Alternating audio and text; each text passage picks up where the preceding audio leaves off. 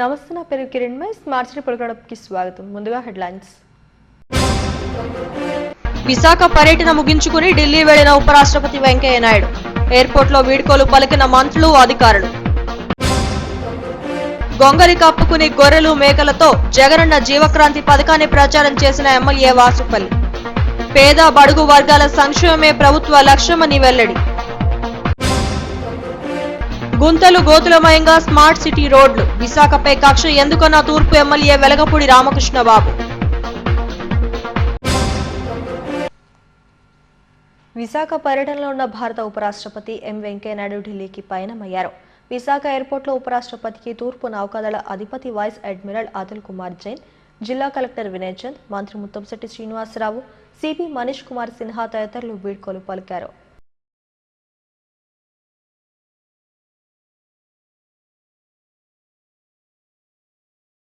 దక్షిణ ఎమ్మెల్యే వాసుపల్లి గణేష్ కుమార్ ప్రభుత్వ పథకాలను వినూత్నంగా ప్రచారం చేస్తున్నారు. జగనన్న జీవక్రాంతి పథకంలో పేదలకు, మహిళలకు సుస్థిరమైన జీవనోపాధి లభిస్తుందంటూ గొర్రెల కాపరి వేషధారణలో గొంగళి కప్పుకుని 300 గొర్రెలు, 300 మేకలతో ఒక భారీ ర్యాలీ నిర్వహించారు.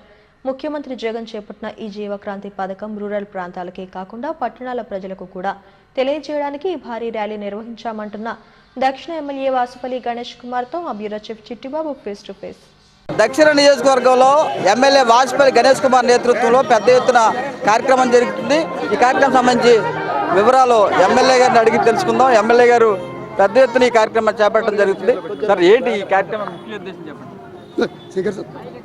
జగనన్న గారి జీవన పథకం ఇది.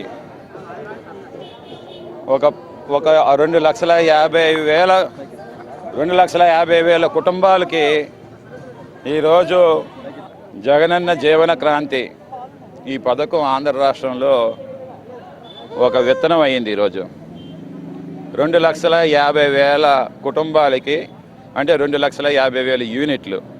ఒక యూనిట్కి 14 మేక పిల్లలు, గొర్రె పిల్లలు, ఒక పెద్ద మేకపోతు, ఒక పెద్ద గొర్రెపోతు 75,000 రూపాయలు ఖరీచేసేది.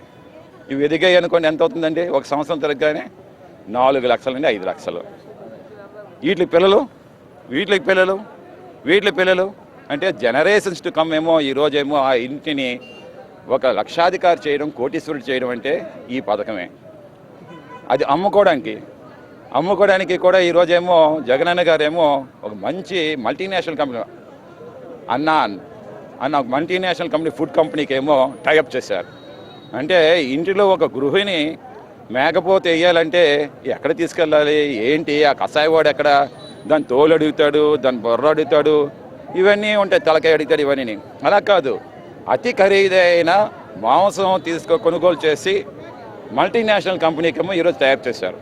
వీటి సంరక్షణ, వాటికి తిండి జగనన్న ఉచితంగా ఇస్తూ ఉన్నారు, మందులు ఉచితంగా ఇస్తూ ఉన్నారు, యానిమల్ హస్బెండరీ హాస్పిటల్ పెడతా ఉన్నారు, వెటర్నరీ డాక్టర్స్ దీని సంరక్షణ కోసం. ఎక్కడ చిన్న టీకా వేయాలని కూడా టీకా వేయడం.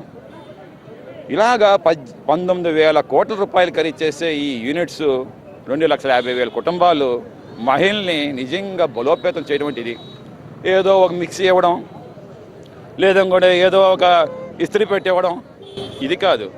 ఈరోజు ఈ 75,000 సంవత్సరం తిరగగానే 5 లక్షల ఆదాయం అంటే ఒకసారి ఆలోచన చేయించుకోవచ్చు. ఆ వచ్చే సంవత్సరంకి అది 10 లక్షలు అవ్వచ్చు, 20 లక్షలు అవ్వచ్చు, 30 లక్షలు అవ్వచ్చు. ఎందుకంటే వీటి పిల్లలు ఎందుకంటే ఇవి మామూలుగా ఉంటాయా, ఇవి పిల్లలు పుడుతూనే ఉంటాయన్నమాట. అటువంటి పథకం ఈరోజు నిజంగా ఒక ముందు చూపుతోటి ఒక జనరేషన్స్ టు కమ్ అప్లిఫ్ట్మెంటు, అంటే రూరల్ డెవలప్మెంట్ అప్లిఫ్ట్మెంట్ కోసం అని చెప్పేసి ఈ పథకం ద్వారా చేయడం నిజంగా చాలా ఆనందదాయకం. జగన్మోహన్ రెడ్డికి చేసినటువంటి పథకం రూరల్దైనా కానీ అర్బన్లో కూడా తెలియవలసిన బాధ్యత ఉంది. అందుకని ఈరోజు సుమారు 300 మేకపిల్లలు, గొర్రె పిల్లలు, పోతులతో మేమందరం కూడా ఒక 500 మంది నాయకులందరూ కూడా ఈరోజు ఇక్కడ పాదయాత్ర స్టార్ట్ చేశాము. చక్కగా ప్రోగ్రామ్ ఆర్గనైజ్ చేసాము. మా నాయకుల కార్యకర్తలందరికీ కూడా ప్రత్యేకంగా ధన్యవాదాలు తెలియజేసుకుంటా ఉన్నాం. దక్షిణ నియోజకవర్గంలో పెద్ద ఎత్తున ఈ కార్యక్రమం ప్రసారం చేయడం ద్వారా 300 మేకలు, 300 గొర్రెలతోటి ఈ రోజున పెద్ద ఎత్తున ఈ కార్యక్రమం చేపట్టడం జరిగింది. ఇది పట్టణ ప్రజలకు కూడా అందరికీ తెలియాలనే ఉద్దేశంతో ఈ కార్యక్రమం చేపట్టినట్లు ఎమ్మెల్యే వాసుపల్లి గణేష్ కుమార్ చెప్తున్నారు. కెమెరా పర్సన్ గయాజ్తో చిట్టుబాబు, ఎస్టీవీ, విశాఖపట్నం. తూర్పు ఎమ్మెల్యే వెలకపూడి రామకృష్ణబాబు తన నియోజకవర్గంలో పాదయాత్ర చేశారు. వార్డు ప్రజల సమస్యలు తెలుసుకుని ప్రభుత్వంపై నిరసన గళం వినిపించారు. ప్రతిపక్ష పార్టీగా ఉన్న తాముపై సీఎం జగన్ కు కక్ష ఉంటే ప్రజలను ఎందుకు ఇబ్బందులు పెడుతున్నారంటూ ఆయన ప్రశ్నించారు. తూర్పు నియోజకవర్గంలో చిన్నవాల్తేరు, పెద్దవాల్తేరు, పైనాపిల్ కాలనీ తదితర ప్రాంతాల్లో ఎమ్మెల్యే వెలగపూడి విస్తృత పర్యటన చేశారు. జగన్ ప్రభుత్వం వచ్చి 2 ఏళ్లు కావస్తున్నా ఒక్క అభివృద్ధి కార్యక్రమాన్ని చేపట్టలేదని విమర్శించారు. వార్డులో తవ్విన గోతులను కూడా పూడ్చలేని పరిస్థితి నెలకొందని ఆవేదన వ్యక్తం చేశారు. విశాఖ నగరంలో 4 నియోజకవర్గాలు టీడీపీ ఎమ్మెల్యేలు నెగ్గినందున జగన్ ప్రభుత్వం కక్ష సాధింపు చర్యలకు పాల్పడుతోందని ఆందోళన వ్యక్తం చేశారు. స్మార్ట్ సిటీ ప్రాజెక్టులో కూడా ఇంతవరకు ఒక్క అభివృద్ధి కార్యక్రమాన్ని కూడా చేపట్టలేదని ఎద్దేవా చేశారు. 160 కోట్ల రూపాయలు పన్నుల రూపేణా వస్తున్నప్పటికీ కాంట్రాక్టర్లకు ఇంకా 300 కోట్ల రూపాయలు చెల్లించడం లేదని ఆవేదన వ్యక్తం చేశారు. ఏమైనా కక్ష ఉంటే టీడీపీ ఎమ్మెల్యేలపైనే చూపించుకోవాలి గాని ప్రజలను శిక్షించడం సరికాదని అన్నారు. చంద్రబాబు నాయుడు గారి నాయకత్వంలో నేను శాసనసభ్యుడిగా తూర్పు నియోజకవర్గంలో మౌలిక వసతులకి ప్రాధాన్యత ఇచ్చి పెద్దపీట వేసి ప్రతి రోడ్డు, ప్రతి సందు, చిన్న చిన్న వీధుల్లో కూడా తార్ రోడ్లు కానీ, యూజీడీ కానీ, పైపు లైన్లు కానీ, సీసీ రోడ్లు కానీ బ్రహ్మాండంగా తయారు చేయడం జరిగింది. ఈ వార్డు స్మార్ట్ సిటీలో ఉంది. స్మార్ట్ సిటీ ఫస్ట్ పేజ్ ఏంటంటే కేజీహెచ్ డౌన్ బీచ్ రోడ్డు మీద పోలమాంబ టెంపుల్ మీదుగా మళ్ళీ కేజీహెచ్ డౌన్ స్మార్ట్ సిటీ. ఈరోజు ఈ చిన్నవాల్తేరులో స్మార్ట్ సిటీ ఏంటో మీరు చూశారు. ఈ ప్రభుత్వం వచ్చిన తర్వాత ఈ వార్డు నాయకులు కానీ, నేను కానీ విత్ ఫొటోస్ కమిషనర్ జీవీఎంసీకి తీసుకెళ్ళి అనేక మార్లు ఇచ్చి అసలు శానిటేషన్ పూరు, అసలు అన్ని గోతులు, రోడ్లన్నీ గోతులమయమైపోయినాయి. అండర్ గ్రౌండ్ వైరింగ్ వలన గోతులు తీసేసి మొత్తం సిఎండి నాగలక్ష్మి గారిని కూడా కలవటం జరిగింది. తవ్వినమ్మటే ఇమ్మీడియట్గా గోతులు పూడ్చి రెస్టరేషన్ చేయవలసిన బాధ్యత ఎవరైతే వాళ్ళ మీద ఉంది. దీని మీద కనీసం సిఎండి కానీ, జీవీఎంసీ కమిషనర్ కానీ, అధికారులు కానీ పట్టించుకున్న పరిస్థితి లేదు. ఈ ప్రభుత్వం వచ్చిన తర్వాత 2 సంవత్సరాల నుంచి కనీసం 1 కోటి రూపాయల వరకు కూడా తూర్పు నియోజకవర్గంలో జరగలేదు. విశాఖ నగరంలో ప్రతిపక్ష ఎమ్మెల్యేలను గెలిచామని చెప్పి అధికార పార్టీ వారు వైఎస్ జగన్మోహన్ రెడ్డి గారికి, మన మున్సిపల్ మంత్రి ఉత్తరాంధ్ర సత్యబాబు గారికి ఒకటే చెప్తున్నాను, ప్రజల్ని ఇబ్బంది పెట్టొద్దు. ఇబ్బంది ఏమన్నా ఉంటే మమ్మల్ని ఇబ్బంది పెట్టండి, మేము తట్టుకోగలము. ప్రతిపక్ష ఎమ్మెల్యేలకి చంద్రబాబు నాయుడు గారి నాయకత్వాన్ని బలపరిచారని చెప్పి కనీసం మౌలిక వసతి కల్పనలో కూడా పట్టించుకోని పరిస్థితి. వార్డు పర్యటనలో ఎమ్మెల్యేలకు స్థానికులు పలు సమస్యలను వివరించారు.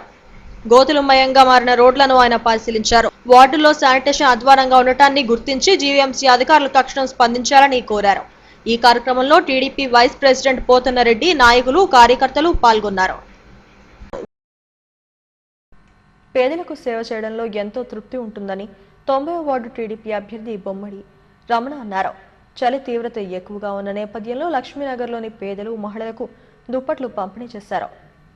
కరోనా కష్టకాలంలో ఎన్నో సేవా కార్యక్రమాలు నిర్వహించామని, పశ్చిమ ఎమ్మెల్యే గణబాబు సూచనలతో మరిన్ని సేవా కార్యక్రమాలు నిర్వహిస్తామని అన్నారు.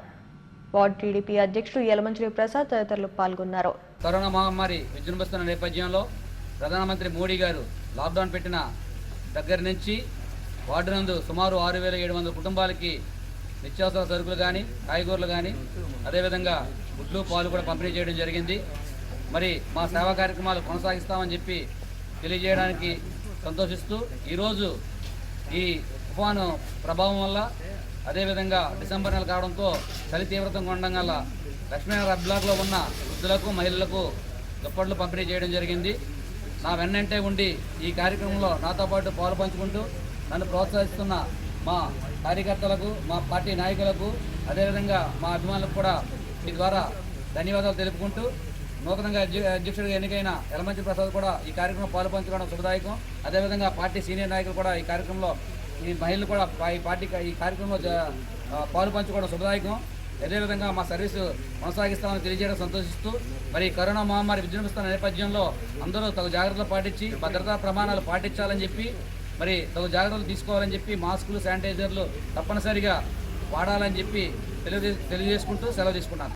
రైతులకు అన్యాయం చేసే నల్ల చట్టాలను బీజేపీ ప్రభుత్వం వెనక్కి తీసుకోవాలని కోరుతూ వామపక్షాలు ఆధ్వర్యంలో అగ్రంపుడి టోల్గేట్ వద్ద ధర్నా నిర్వహించారు.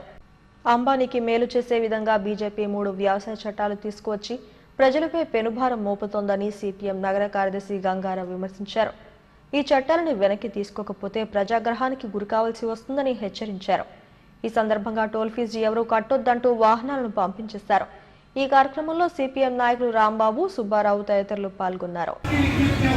ఉన్నటువంటి ప్రధానమైనటువంటి టోల్ గేట్ని ఈరోజు నిర్బంధం చేసి మొత్తం వాహనదారులు కూడా స్వచ్ఛందంగా టోల్ ఫీజు కట్టకుండా ఉల్లంఘన జరుగుతూ ఉంది. ఇది రైతులకు మద్దతుగా పెద్ద ఎత్తున ఈ ప్రజానీకం వాహనదారులు కూడా మద్దతు ఇస్తూ ఉన్నారు. ఎందుకంటే ఈ అంబానీ అదానీ ఓట్లు వేయలేదు, విశేషమైన కోట్లాది మంది జనం ఓట్లు వేస్తే దేశంలో పెద్ద పార్టీగా ఉన్నాం. కానీ ఈరోజు పట్టణాలందరినీ వదిలిపెట్టి అంబానీ అదానికి సేవ చేస్తున్నాం. ఈ విధానం మార్చుకోమని సిపిఎం పార్టీగా అఖిలపక్షాలుగా మేము డిమాండ్ చేస్తాం. హెడ్లైన్స్ మరోసారి. విశాఖ పర్యటన ముగించుకుని ఢిల్లీ వెళ్లిన ఉపరాష్ట్రపతి వెంకయ్య నాయుడు. ఎయిర్పోర్ట్లో వీడ్కోలు పలికిన మంత్రులు, అధికారులు. గొంగలి కప్పుకుని గొర్రెలు, మేకలతో జగనన్న జీవక్రాంతి పథకాన్ని ప్రచారం చేసిన ఎమ్మెల్యే వాసుపల్లి. పేద బడుగు వర్గాల సంక్షేమమే ప్రభుత్వ లక్ష్యమని వెల్లడి. గుంతలు గోతులమయంగా స్మార్ట్ సిటీ రోడ్లు. విశాఖపై కక్ష ఎందుకన్న తూర్పు ఎమ్మెల్యే వెలగపూడి రామకృష్ణబాబు. ఇవి స్మార్ట్ సిటీ పడకుండా విశేషాలు. మరిన్ని వార్తా విశేషాల కోసం చూస్తూనే ఉండండి STV న్యూస్.